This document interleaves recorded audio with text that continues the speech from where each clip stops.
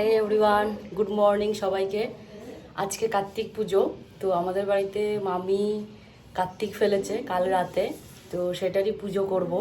চলো তোমাদেরকে দেখাই আগে কার্তিকটা, তারপর জোগাড় করি, তারপর আবার তোমাদেরকে দেখাবো। এই দেখো, এই কার্তিক ঠাকুরটা ফেলেছে, এই যে দেখতে পাচ্ছ, এটা আগের বারের, এটাও আগের বারের, এবারে এই যে এই কার্তিক ফেলেছে।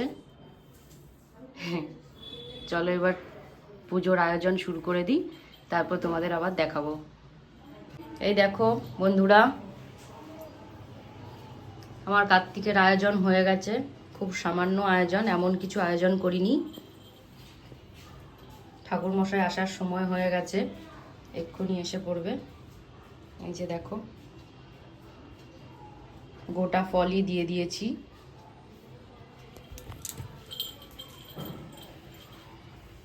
এই যে, আর এই যে বাকি ঠাকুরদেরও সুন্দর করে ফুল দিয়ে সাজিয়ে দিয়েছি। এই দেখো আমার গোপালকে।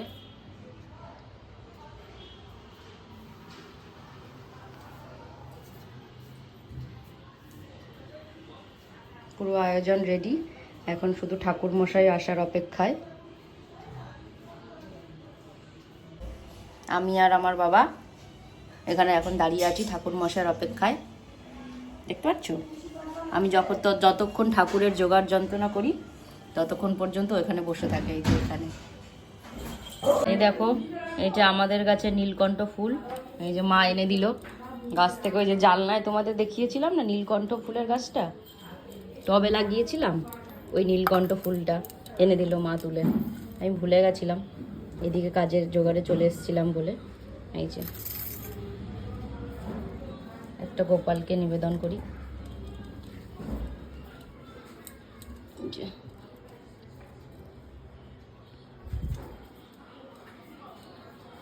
এই হচ্ছে আমাদের কাছে নীলকণ্ঠ ফুল।